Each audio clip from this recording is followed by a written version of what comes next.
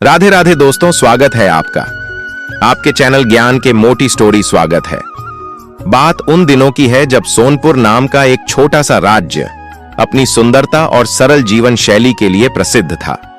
इस राज्य में कई छोटे छोटे गांव बसे हुए थे और उन्हीं में से एक गांव था धनपुरा।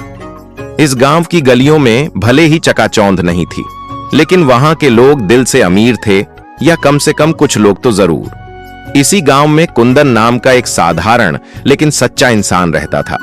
उसका घर कोई पक्का मकान नहीं था, बल्कि घास फूस और मिट्टी से बनी एक छोटी सी झोपड़ी थी जो बरसात में टपकती और गर्मियों में तपती थी।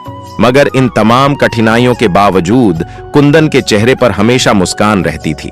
उसकी जिंदगी सादगी से भरी थी, लेकिन दिल में सुकून और आत्मा में संतोष का खजाना था। उसके परिवार में कुल 4 सदस्य थे। वह खुद, उसकी धर्मपत्नी और 2 नन्हे मासूम बच्चे। गांव के लोग अक्सर हैरान होकर पूछते, अरे कुंदन, तू तो रोज मेहनत करता है, दिन रात मजदूरी करता है, फिर भी तेरी गरीबी कम क्यों नहीं होती? इस पर कुंदन हमेशा मुस्कुराकर जवाब देता, मेरे घर में सुख और शांति है, यही मेरे लिए सबसे बड़ा धन है। दौलत का क्या है, आज है कल नहीं, लेकिन प्रेम और संतोष सदा रहने वाला खजाना है। सोनपुर के इस गांव में 2 वर्ग के लोग थे। एक और वे धनकुबेर, जिनके आलीशान घर महलों को मात देते थे। उनके आंगन में सोने की पालकी और हाथी घोड़े सजते थे, लेकिन उनके दिल गरीबों के लिए पत्थर से भी सख्त थे। दूसरी ओर वे लोग थे जो दिन भर मजदूरी करके अपने लिए 2 वक्त की रोटी जुटाते थे। वे मेहनती थे, ईमानदार थे, लेकिन हालातों से हार चुके थे। कुंदन का जीवन कठिन जरूर था, पर उसका हौसला अडिग था। उसे जो कुछ भी मेहनत से मिलता, वह उसे भगवान का प्रसाद समझकर स्वीकार करता और उसी से अपने परिवार का गुजारा करता। लेकिन कई बार ऐसा भी होता कि पूरे दिन मजदूरी के बावजूद घर में एक दाना तक नहीं आता। उन दिनों जब कुंदन थक हार कर किसी अमीर व्यक्ति के पास मदद की उम्मीद से पहुंचता, तो उसे ताने मिलते, तू तो कहता है धन दौलत कुछ नहीं होती और ईश्वर ही सब कुछ है, तो फिर अपने भगवान से मांग क्यों नहीं लेता? रोटी हमारे सामने क्यों हाथ फैलाता है? उनकी कटाक्ष भरी बातें कुंदन का दिल जरूर दुखा देती थीं, लेकिन उसके चेहरे से मुस्कान नहीं जाती। वह खुद को तसल्ली देता, भगवान के घर देर है अंधेर नहीं, एक दिन मेरे भी अच्छे दिन जरूर आएंगे। दरअसल कुंदन की यह हालत हमेशा से नहीं थी। एक समय था जब कुंदन भी इसी गांव का एक जाना माना व्यापारी था। उसका घर भी 2 मंजिला हुआ करता था। सोनपुर शहर की मशहूर बाजार में उसकी कपड़ों की बड़ी दुकान थी, जहां ग्राहकों की भीड़ लगी रहती थी। वह ग्राहकों से नम्रता से बात करता, ईमानदारी से सौदा करता और कभी भी ज्यादा मुनाफा कमाने की लालच नहीं करता। उसी की ईमानदारी और कम दामों की वजह से उसकी दुकान पर सबसे ज्यादा भीड़ लगती थी। पर यही बात आसपास के व्यापारियों को खटकने लगी थी। उन्हें लगता था कि जब तक कुंदन का कारोबार चल रहा है, तब तक उनके पास ग्राहक नहीं आएंगे। जलन की आग धीरे धीरे षड्यंत्र का रूप लेने लगी। एक दिन वे सब व्यापारी मिलकर एक योजना बनाते हैं। क्यों ना ऐसा करें कि कुंदन को बाजार से बाहर ही करवा दें। फिर क्या था, योजना के तहत उन्होंने दूर के एक व्यापारी को बुलाया। नाम था रोशन। रोशन नाम का यह व्यापारी बाहर से भले ही चमकदार दिखता था, लेकिन अंदर से बेहद धूर्त और लालची था। वह अक्सर अलग अलग शहरों में अपने काफिले के साथ घूमता रहता और बेईमानी से व्यापार करता था। जब वह सोनापुर पहुंचा तो उसे कुंदन के पास भेजा गया। कुंदन ने जब रोशन को देखा तो सोचा कि कोई नेक और सज्जन व्यापारी उससे मिलने आया है। रोशन ने भी अपनी बातों से यही साबित करने की कोशिश की। उसने नम्रता से कहा, भाई कुंदन, मैं चांदपुर से आया हूं। तुम्हारे कपड़ों की और तुम्हारी ईमानदारी की बहुत तारीफें सुनी हैं। मैं तुम्हारी पूरी दुकान खरीदना चाहता हूं, लेकिन अभी मेरे पास पैसे नहीं हैं। मेरा दूसरा काफिला मेरे भाई के साथ चांदपुर से रवाना हो चुका है। जब वह यहां पहुंचेगा तो मैं वहीं से रकम लेकर तुम्हें पूरा भुगतान कर दूंगा। वह आज शाम तक लौट ही आएगा। कुंदन ने उस व्यापारी की आंखों में झांकते हुए गहराई से देखा। कुछ देर के मौन के बाद वह बोला, भाई साहब, आप तो बड़े ही सज्जन और ईमानदार व्यक्ति प्रतीत होते हैं। व्यापार में तो विश्वास ही सबसे बड़ी पूंजी होता है। मैं आपको अपने सारे कपड़े सौंप देता हूं। बस मेरी एक शर्त है, आपको मेरे पास ही बैठे रहना होगा जब तक कि रकम वापस ना हो जाए। उस व्यापारी ने बड़ी सफाई से मुस्कुराते हुए कहा, बिल्कुल, मैं यही हूं। आपको मुझ पर शक करने की कोई जरूरत नहीं, आप निश्चिंत रहिए। फिर क्या था? कुंदन ने बिना कोई संदेह किए अपने कीमती वस्त्र व्यापारी अब कुंदन के पास बैठा बातें बनाने लगा। कभी मौसम की चर्चा, कभी व्यापार की, लेकिन उसके मन में तो बस एक ही ख्याल चल रहा था, किस तरह यहां से निकल भागूं। शाम ढलते ढलते मंदिर की घंटियां गूंजने लगीं। व्यापारी ने मौका देखकर कहा, चलो भाई, अब भगवान का समय हो गया है, मंदिर में माथा टेक आते हैं। कुंदन ने भी सोचा, चलो यह नेक काम भी हो जाए। दोनों मंदिर की ओर चल पड़े। मंदिर के अंदर उन्होंने भगवान के दर्शन किए, सिर नवाया और फिर कुंदन ने देखा वह व्यापारी कहीं नहीं था। उसने इधर उधर नजर दौड़ाई, भीड़ में काफी देर तक ढूंढा, मगर वह शातिर आदमी कहीं नजर नहीं आया। घबराहट में वह दौड़कर अपनी दुकान की ओर गया, लेकिन वहां भी व्यापारी का नामो निशान नहीं था। अब कुंदन की सांसें तेज चलने लगी, उसके माथे पर पसीना छलक आया। वह समझ चुका था उसने एक बहरूपिये पर भरोसा किया था, जिसने उसकी मेहनत की पूंजी लूट ली। कुछ दिनों तक वह उम्मीद में बैठा रहा, शायद काफिला लौट आए, शायद वह व्यापारी दोबारा आ जाए, मगर न कोई खबर आई, न कोई सुराग। तब उसे एहसास हुआ कि उसकी सरलता का फायदा उठाया गया है। इधर कुंदन पर पहले से ही कुछ कर्ज था, जिसे अब लौटाना असंभव लग रहा था। कल तक जो आदमी बाजार में इज्जत से चलता था, आज फटे हाल और मजबूर नजर आने लगा। कर्जदार अब दरवाजे पर बार बार दस्तक देने लगे। तंग आकर कुंदन ने एक दिन अपनी पत्नी और बच्चों को साथ लिया और गांव छोड़कर बाहर एक जर्जर झोपड़ी में जा बसा। अब उसकी जिंदगी संघर्षों की आग में तप रही थी। वह सुबह से शाम तक मेहनत करता, कभी खेतों में मजदूरी करता, कभी जंगल से लकड़ियां काटकर बेचता। पर एक चीज जो कभी ना टूटी वह थी कुंदन की उम्मीद। वह हर रोज अपनी पत्नी और बच्चों से कहता, ईश्वर के घर देर है, अंधेर नहीं। जो आज हमसे सब कुछ छीन लिया गया है, वह कल वापस भी मिल सकता है। बस हमें हिम्मत नहीं हारनी है। उसकी पत्नी आंसू पोंछती और सिर हिलाकर कहती, अगर तुम्हें विश्वास है तो मैं भी तुम्हारे साथ हूं। लेकिन नियति ने कुंदन की परीक्षा अब भी खत्म नहीं की थी। एक दिन बादल घिर आए और ऐसी मूसलाधार बारिश हुई कि गांव की सारी झोपड़ियां बह गईं। गरीबों के पास अब सिर छुपाने को भी ठिकाना न था। कुंदन के बच्चे खुले आसमान के नीचे रातें बिताने लगे और उसकी पत्नी हर रात चुपचाप आंसू बहाती। लेकिन कुंदन अब भी अडिग था, जब तक जिंदा है तब तक मेहनत करेंगे, भगवान जरूर हमारी सुनेगा, वह हर रात कहता। फिर एक दिन जैसे भगवान ने उसकी बात सुन ही ली। नगर में एक प्रतिष्ठित व्यापारी था, सेठ मोतीलाल। उसके पास सैकड़ों भेड़ बकरियों का बड़ा सा रेवड़ था और इस समय उसे एक भरोसेमंद चरवाहे की सख्त जरूरत थी। जब यह खबर कुंदन तक पहुंची तो वह झटपट सेठ के पास पहुंचा। सेठ मोतीलाल ने उसे ऊपर से नीचे तक देखा और कहा, मेरा पुराना नौकर छुट्टी पर चला गया है। अगर तुम्हें काम की जरूरत है तो तुम इन जानवरों की देखभाल कर सकते हो, बदले में मेहनताना तुम्हें मिलेगा। कुंदन की आंखों में चमक आ गई। उसने बिना देर किए कहा, सेठ जी, मुझे यह काम मंजूर है। अब तो कुंदन की जिंदगी का हर दिन एक ही ढर्रे पर चलने लगा था। वह हर सुबह सूरज की पहली किरण के साथ अपनी लाठी उठाता, घर वालों को सांत्वना भरी मुस्कान देता और फिर पहाड़ियों की ओर निकल जाता। वहां वह अपनी भेड़ बकरियों को हरी भरी वादियों में चराता, झाड़ियों के पास बैठकर उनकी निगरानी करता। कभी किसी ऊंचाई पर चढ़कर चारों तरफ नजरें दौड़ाता, तो कभी किसी चट्टान पर बैठकर खुद को समेटे सोचता कि यह दिन कब तक चलेंगे। अब गांव वाले भी उसे उसके नाम से कम और कुंदन चरवाहा कहकर ज्यादा बुलाने लगे थे। दिन भर की कठिन मेहनत के बाद जब वह थकाहारा लौटता तो सेठ से मिले कुछ सिक्कों को मुट्ठी में भीकर बाजार जाता, राशन खरीदता और सीधा घर लौटता, जहां उसकी पत्नी और बच्चे उसके इंतजार में नजरों को दरवाजे से चिपकाए रखते। कई बार खाने के सामान इतने कम होते कि वह खुद भूखा रह जाता, बस पानी पीकर ही पेट की आग को बुझा लेता। लेकिन उसकी आंखों में उम्मीद की लौ कभी नहीं बुझती। वह अक्सर अपने बच्चों को सीने से लगाकर कहता, बेटा, ईश्वर सब देख रहा है, हमारा भी वक्त बदलेगा। इसी संघर्षों से भरे एक दिन जब वह हमेशा की तरह अपनी भेड़ बकरियों को लेकर जंगल की ओर गया तो रास्ते में थकावट के कारण एक पुराने विशाल वृक्ष के नीचे बैठ गया। हवा के हल्के झोंकों और घने साए ने कब उसकी आंखों में नींद की परतें बिछा दी, उसे खुद भी पता न चला। कुछ ही देर में उसकी आंख खुली तो वह चौंक पड़ा। उसके चारों ओर एक भी बकरी नहीं थी। वह हड़बड़ाकर उठा और इधर उधर दौड़ने लगा। पत्तियों की सरसराहट में, झाड़ियों की हर हरकत में वह अपनी बकरियों को खोजने लगा। हर मोड़, हर चट्टान के पीछे उसने आवाजें लगाईं, लेकिन उसकी पुकारों का कोई जवाब ना मिला। हारकर और घबराकर कुंदन सीधे सेठ मोतीलाल के पास पहुंचा।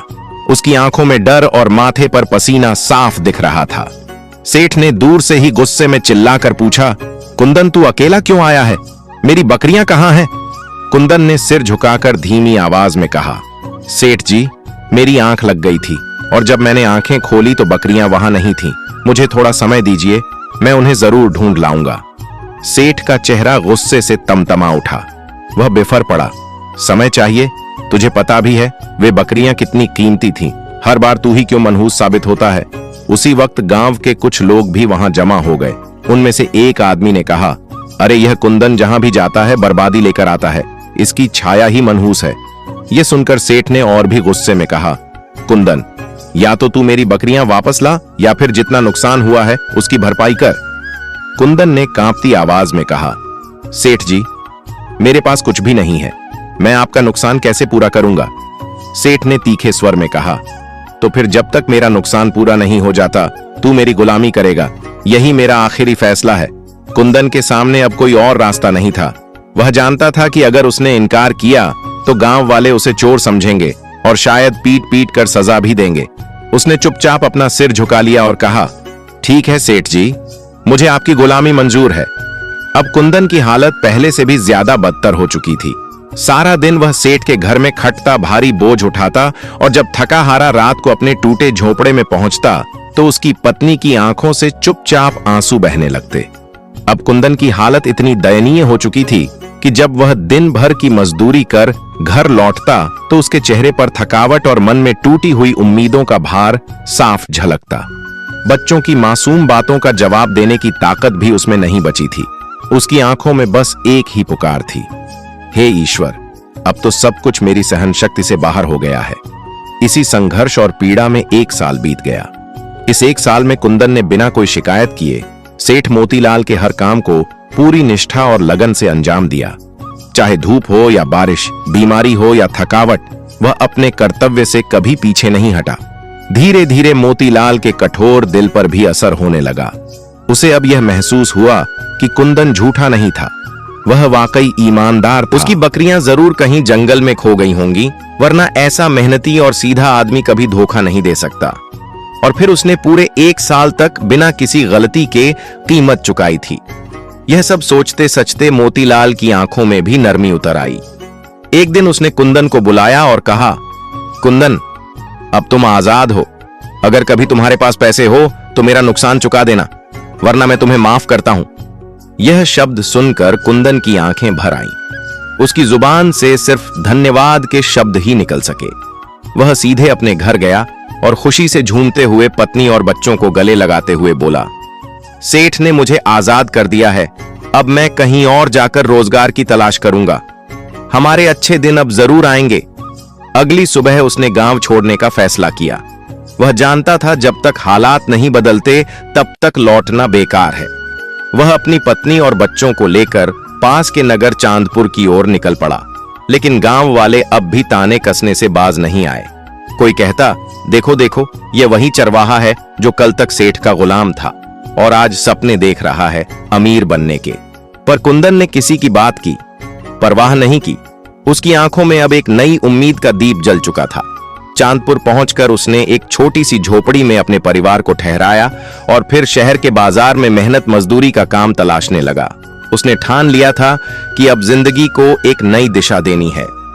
एक दिन जब वह रोज की तरह काम की तलाश में बाजार में इधर उधर घूम रहा था, तभी एक सुगंधित वस्त्रों में लिपटा हुआ रईस आदमी उसकी ओर बढ़ा और उसे आवाज दी। कुंदन ने तुरंत उसकी तरफ दौड़ते हुए कहा, हुक्म बताइए, मैं आपकी क्या सेवा कर सकता हूं।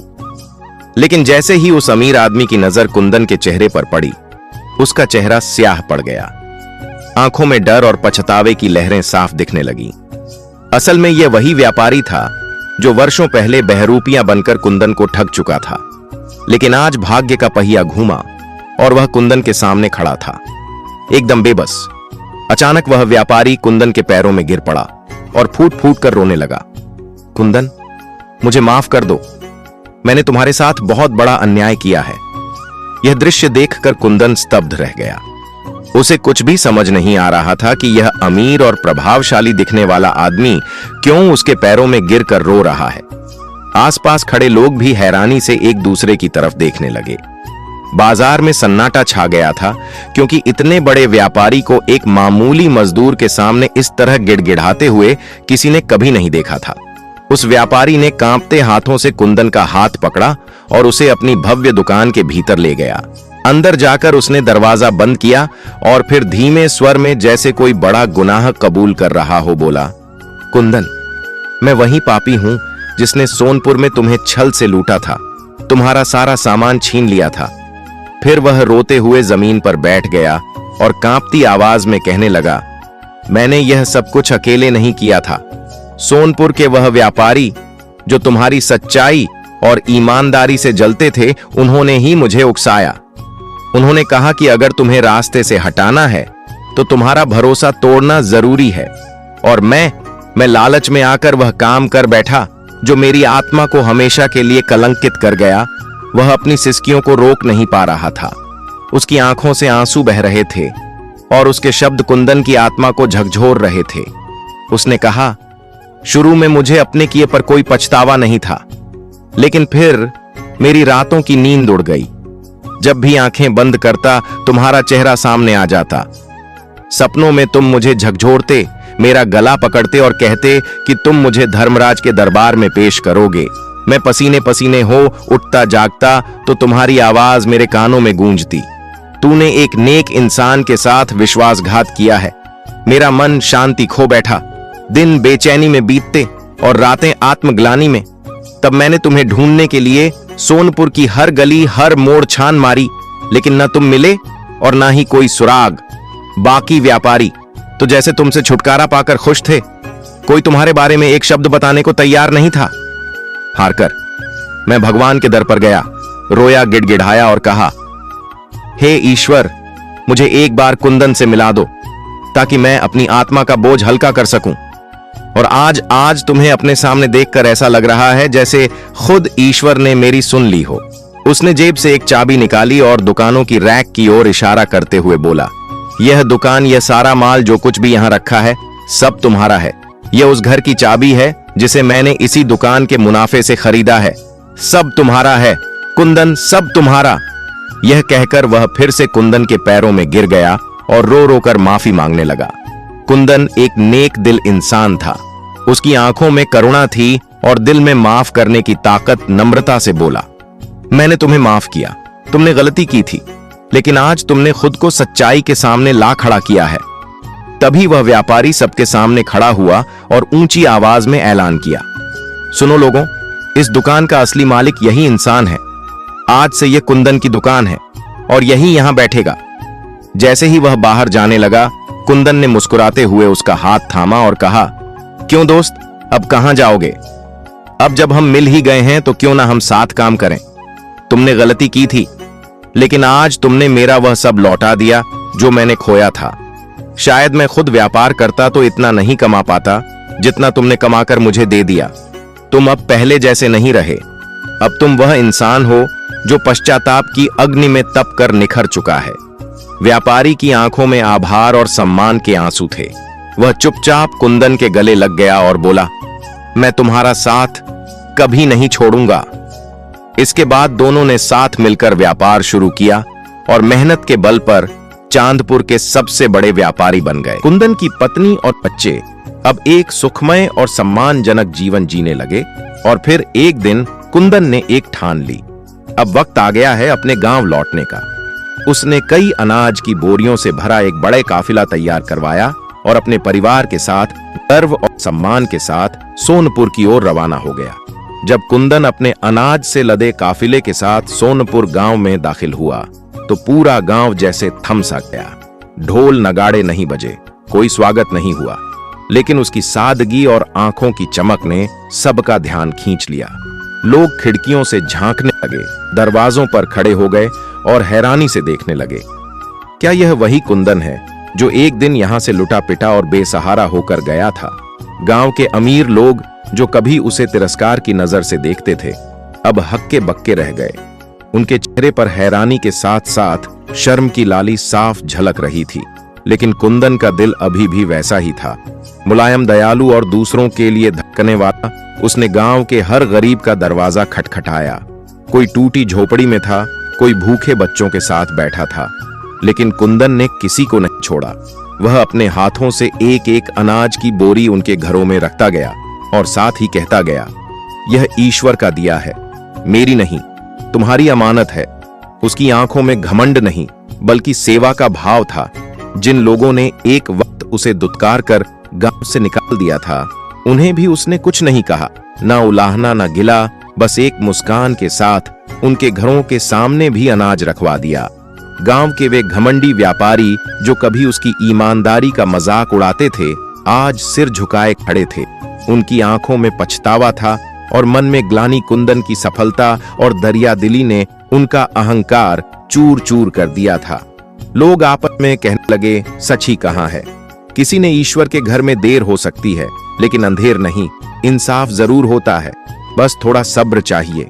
कुंदन आज सिर्फ एक अमीर व्यापारी नहीं था, वह गांव वालों के दिलों का राजा बन चुका था। सुंदर नगर नाम का एक शांत और सुंदर कस्बा था। वहां एक बहुत ही बड़ा और प्रसिद्ध जमींदार रहता था, जिसका नाम था राजा हर प्रसाद सिंह। उसके पास धन वैभव की कोई कमी नहीं थी। बड़ी हवेली, खेत खलिहान, नौकर चाकर और दूर दूर तक उसकी इज्जत थी। परंतु एक दुख उसकी छाती को हर रोज कचोटता था। उसका इकलौता बेटा चंदन बिल्कुल पढ़ाई में नालायक था। चंदन को ना तो किताबों में रुचि थी, ना कलम पकड़ने में आनंद आता था। उसके पिता ने गांव के अच्छे अच्छे गुरुओं को बुलाकर पढ़ाने की कोशिश की, खुद भी समझाया, डांटा फटकारा, पर चंदन पर कुछ भी असर नहीं हुआ। एक दिन हारकर जमींदार ने कहा, बेटा, अब मैं तुझे गांव में नहीं पढ़ा सकता। मैंने तेरे लिए शहर में एक बहुत विद्वान गुरु का इंतजाम किया है। तू वहीं जाकर 1 साल रह और पढ़ लिख कर कुछ बन। चंदन को बेमन से शहर भेजा गया। उसने 1 साल उस गुरु के साथ बिताया। जब वह लौटकर घर आया तो पिता की आंखों में उम्मीद की चमक थी। उन्होंने बेटे से पूछा, तो बेटा क्या सीखा वहां? 1 साल में चंदन ने मुस्कुराते हुए कहा, पिताजी, अब मैं कुत्तों की भाषा समझ सकता हूँ। जो भी कुत्ता भौंकता है, मैं जानता हूँ वह क्या कहना चाहता है। यह सुनकर जमींदार के पैरों तले जमीन खिसक गई। क्या मैंने तुझे इतने पैसे खर्च करके शहर इसलिए भेजा था कि तू कुत्तों की भाषा सीखे?